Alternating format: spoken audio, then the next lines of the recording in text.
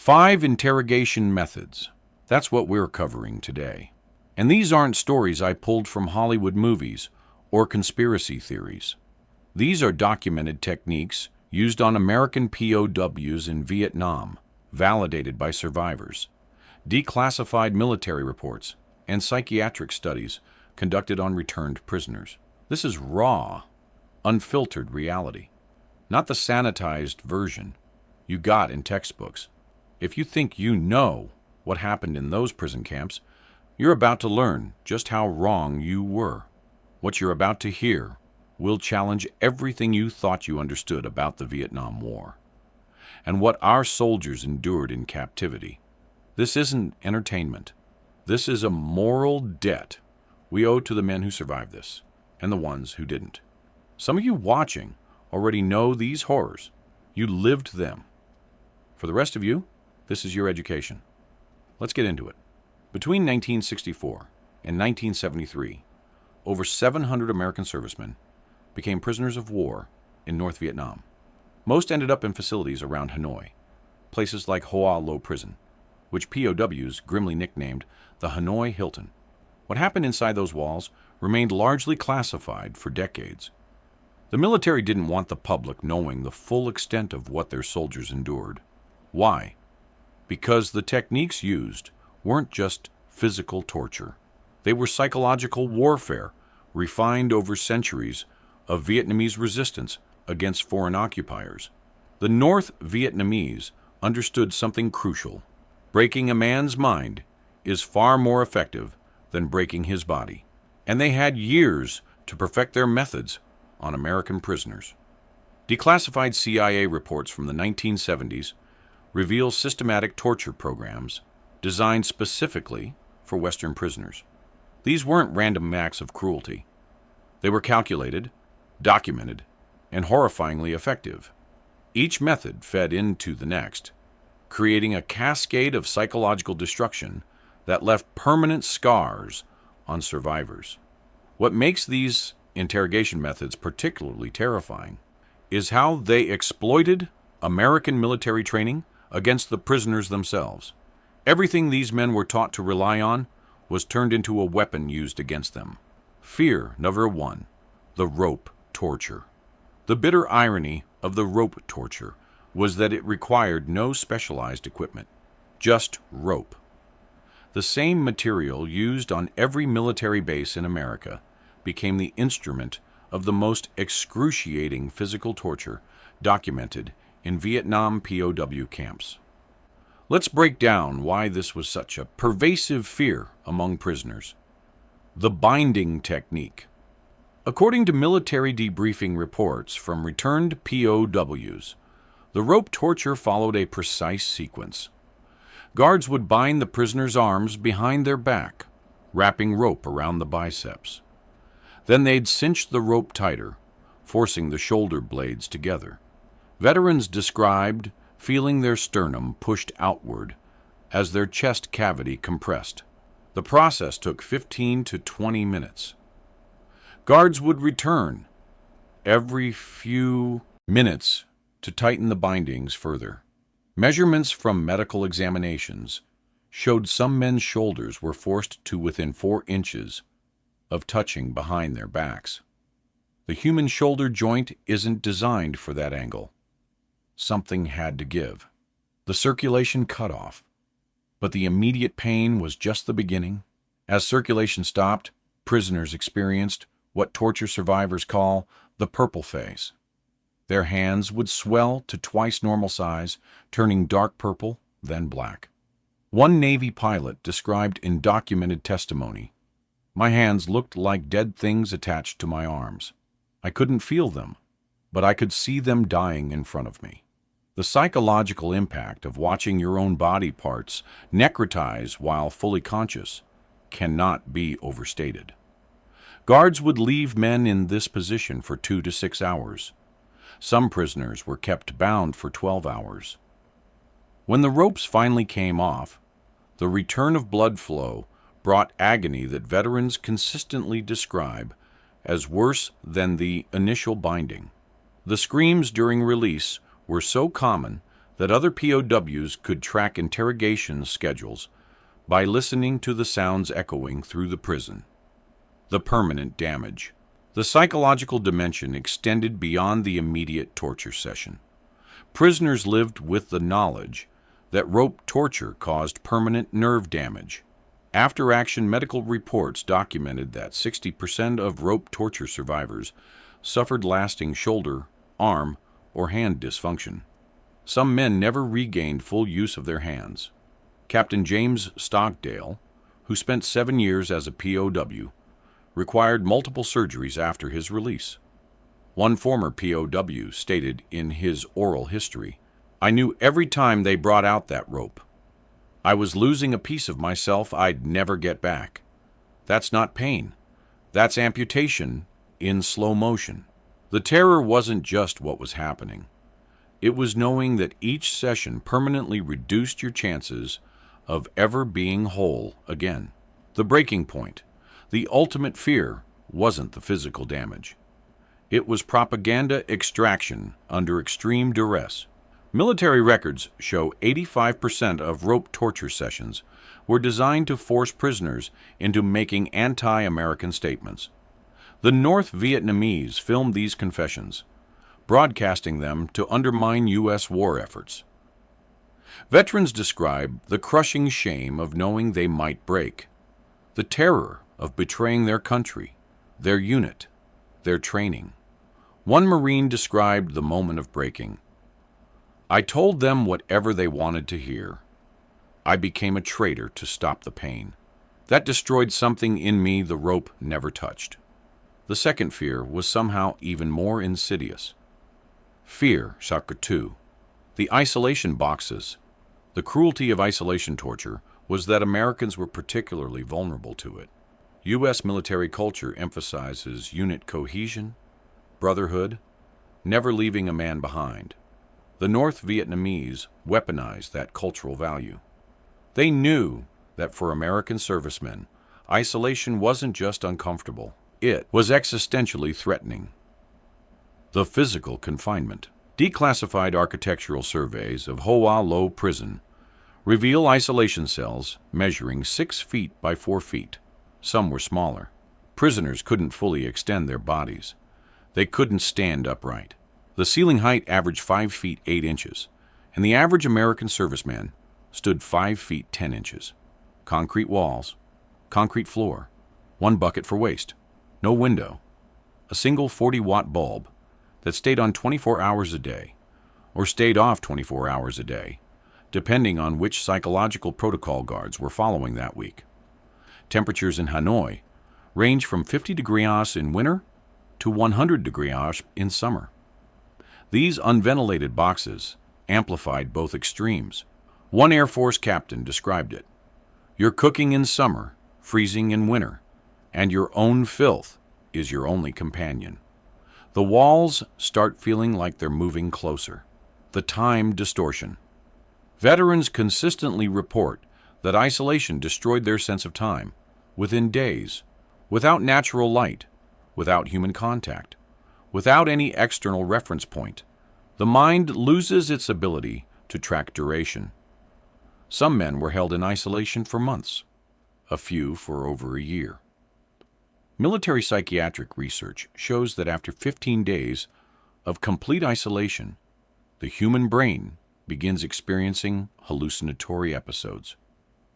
After 30 days, many prisoners reported full dissociative episodes, where they lost awareness of who or where they were.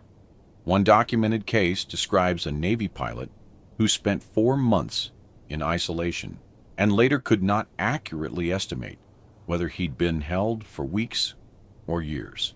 He'd lost the ability to reconstruct a coherent timeline of his captivity. The terror was forgetting you existed as a person at all. The auditory torture. But isolation wasn't silent. That would have been merciful. Guards implemented specific auditory torture protocols. Sometimes it was silence so complete you could hear your own heartbeat. Other times, it was constant noise. Propaganda broadcasts, Vietnamese opera, the same 30-second loop of static played for 72 hours straight. at volumes that prevented sleep. One particularly cruel technique involved allowing prisoners to hear other Americans being tortured in adjacent cells. You couldn't see them, you couldn't help them. You could only listen to their screams and know your turn was coming. A Marine lieutenant stated in his debriefing, "Hearing my brothers break while I sat helpless in a box was worse than any beating I took. That's the sound that still wakes me up 40 years later." The identity erosion. The worst-case scenario wasn't madness. It was the complete dissolution of identity.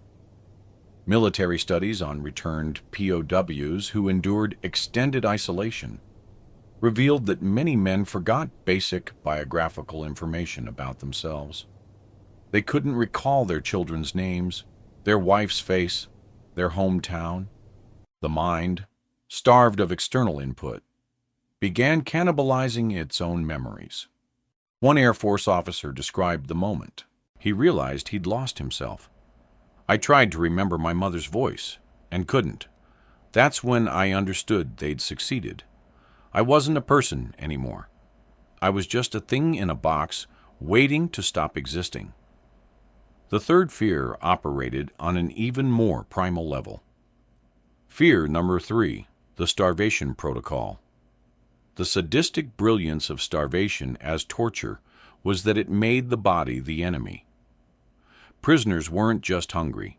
They were forced to experience their own physical deterioration in real time, watching themselves waste away while remaining fully conscious of the process. The caloric deprivation. According to medical examinations conducted on returned POWs, the average daily food intake in North Vietnamese camps ranged from 400 to 900 calories per day. The U.S. military recommends 2,500 calories minimum for active duty personnel. These men were receiving less than half the minimum sustenance needed to maintain basic bodily functions.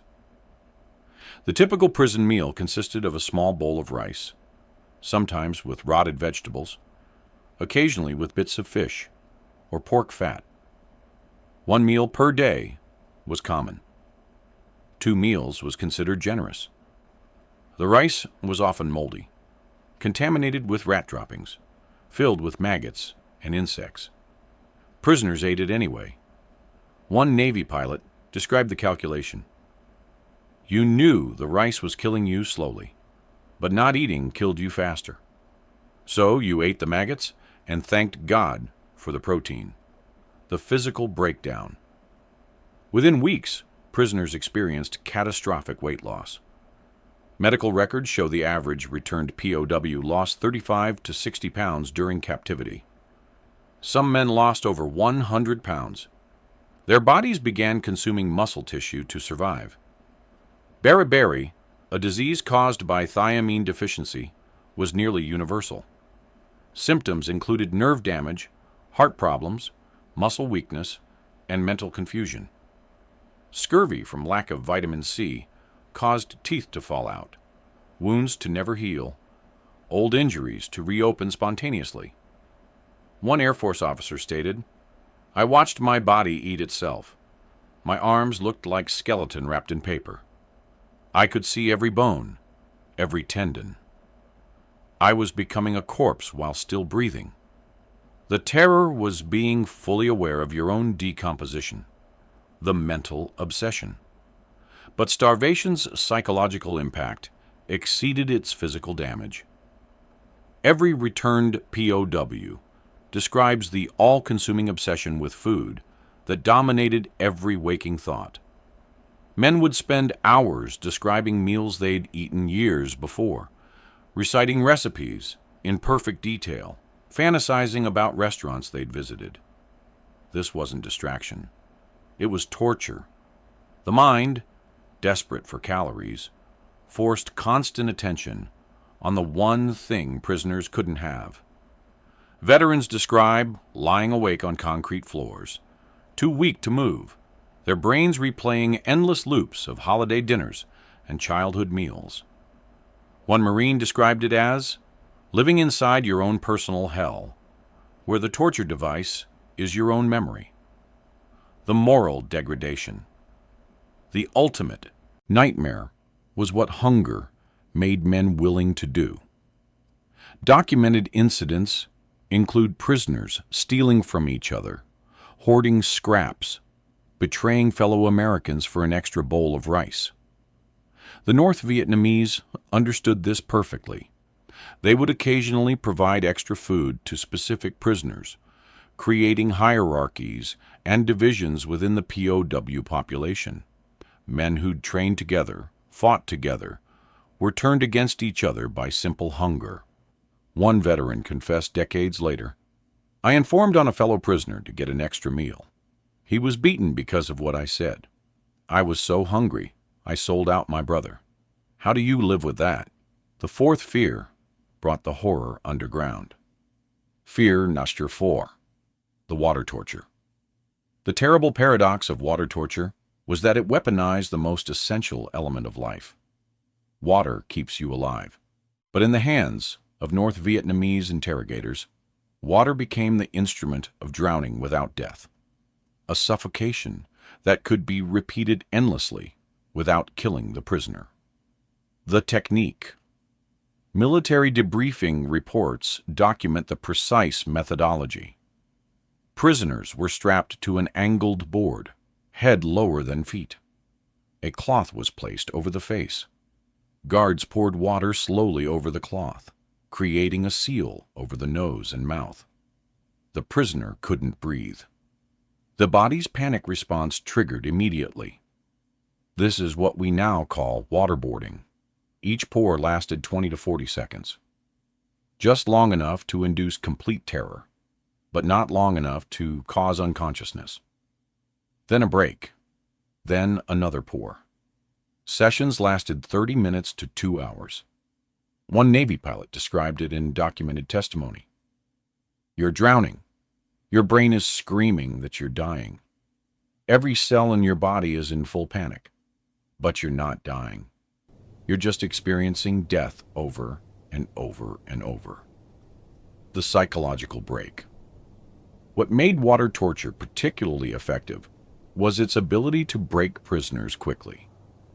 Unlike rope torture or starvation, which took time to destroy a man, water torture could shatter psychological resistance in a single session. The drowning sensation triggers the most primal fear in the human brain. The amygdala, the brain's fear center, floods with stress hormones. Rational thought becomes impossible. Military studies show that 70% of water torture subjects provided intelligence or made propaganda statements within 3 sessions. The technique didn't rely on lasting physical damage. It relied on pure terror, repeatedly activated. The lasting trauma.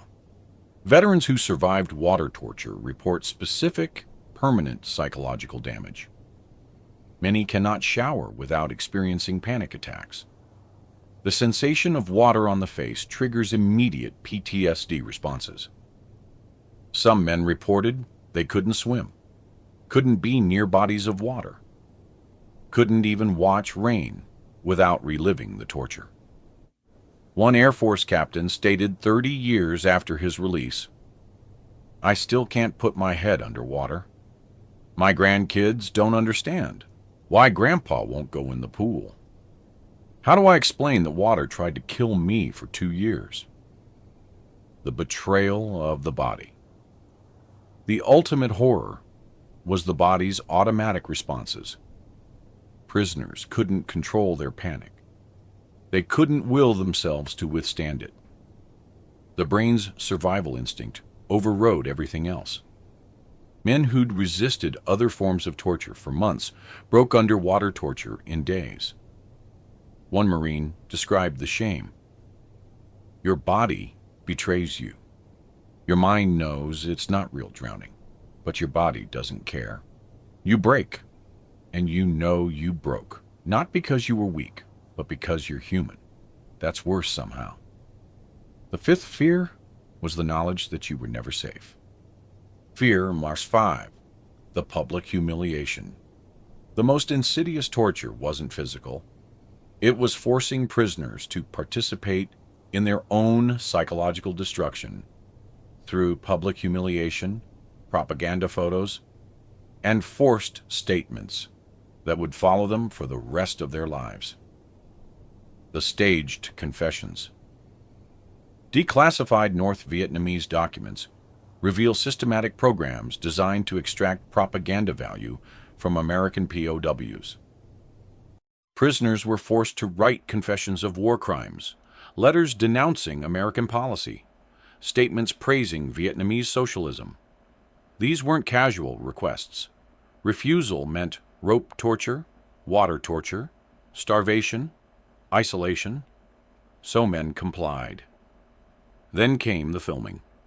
Cameras documented bruised, emaciated Americans reading prepared statements. One Navy pilot described the calculation.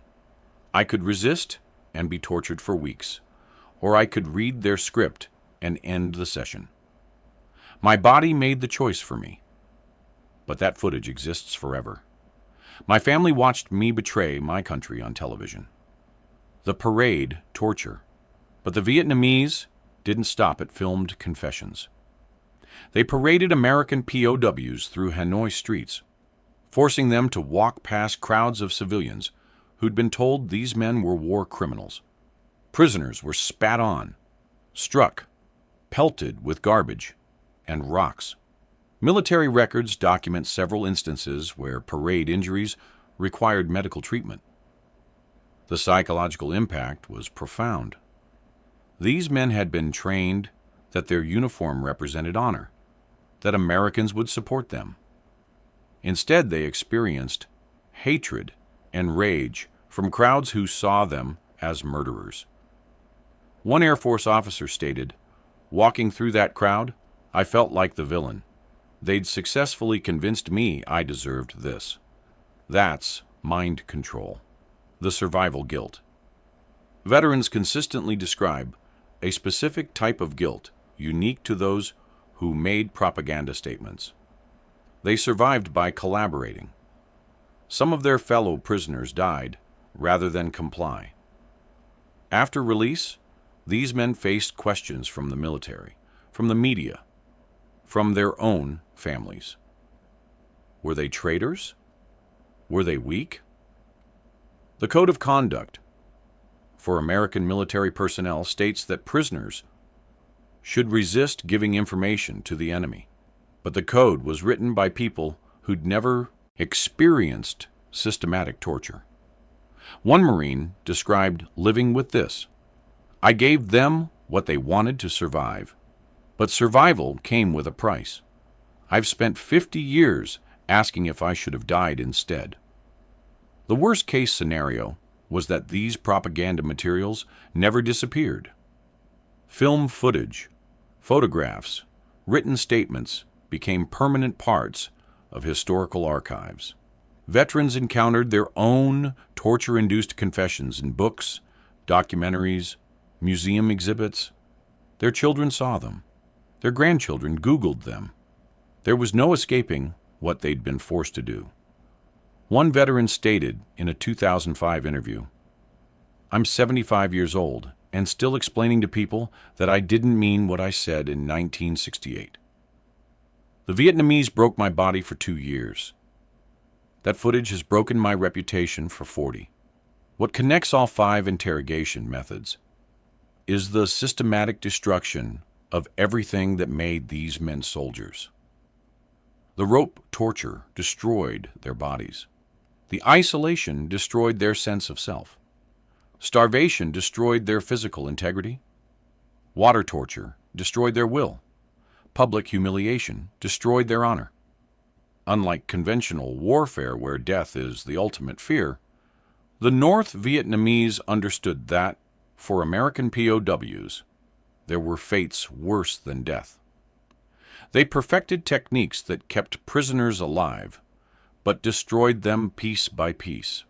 Decades of military psychiatric research on Vietnam POW survivors reveal staggering long-term damage. Over 90% of returned prisoners met diagnostic criteria for PTSD. Many struggled with addiction, depression, and survivor's guilt for the rest of their lives. The average age of American POWs in Vietnam was 26 years old. These were young men, barely out of training, who endured years of systematic psychological warfare. Some spent over 7 years in captivity, 7 years of their youth consumed by torture. Over 58,000 Americans died in Vietnam, but millions more came home, carrying invisible wounds that never healed. The POWs who survived interrogation camps bore the deepest scars. They'd experienced the absolute limits of human endurance and been forced beyond them. These weren't just soldiers. They were young men who wanted to serve their country and instead discovered what human beings are capable of doing to each other. If you're a Vietnam veteran watching this, particularly a former POW, your sacrifice is immeasurable. Your survival is a testament to human resilience that most of us cannot comprehend. If you feel comfortable, please share your experiences in the comments. Your voices matter. Your stories matter. For everyone else, please like, subscribe, and share this video. We need to move beyond sanitized versions of history and honor what was actually asked of these soldiers. The truth is uncomfortable, but these men lived through worse than discomfort. Remember what was asked of these soldiers. Thank you for watching.